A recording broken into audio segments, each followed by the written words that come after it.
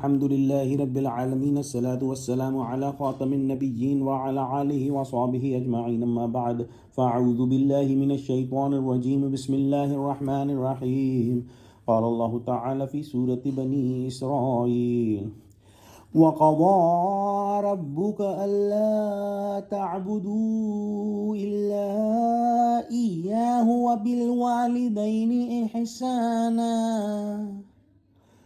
إما يبلغن عندك الكبر أحدهما أو كلاهما فلا تقل لهما أف ولا تنهرهما وقل لهما قولا كريما واخفض لهما جناح الذل من الرحمة وقل رب ارحمهما كما ربياني صغيرا. Translation: And your Rabb has decreed that you worship none except Him and be kind to your parents. If one of them or both of them reach to an old age with you, do not say "uff," no word of disrespect for them, nor refusal them, and speak to them in noble words of respect, and lower to them the wings of humbleness out of mercy, and say, My Rabb, bestow your mercy upon both of them as they brought me up when I was small. If only it would happen that today's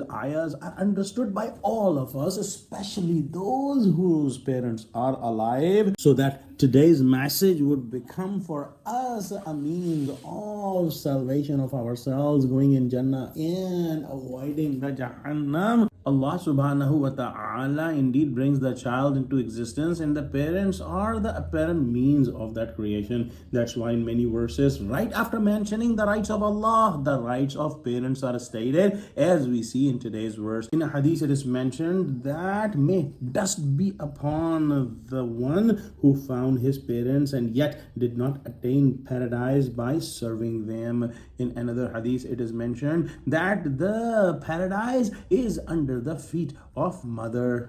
Doing good to the parents means serving them with one's life and wealth during their lifetime, showing them heartfelt respect and love. After their passing, one should pray for them, seek forgiveness on their behalf, fulfill their pledges as much as possible, treat their friends kindly, and maintain ties with their relatives. In old age, parents often need more. They may become more frail, some lose their mental sharpness, and some become a burden. It is a truly blessed child who does not tire of serving and obeying elderly parents. The Quran warns us not to even say "uff" to them, let alone rebuke them harshly. Rather, we must always speak to them with utmost respect. In the second verse recited today, there's a supplication we should all memorize, and it is mentioned that just as my parents cared for me when I was helpless and weak, pouring their very effort and sweat into my upbringing, protecting me from harm and risking themselves for my safety. Now that they are old and I am doing what I can do to honor them, I still cannot fully repay them. Oh Allah, have mercy on them in their old age and after their death.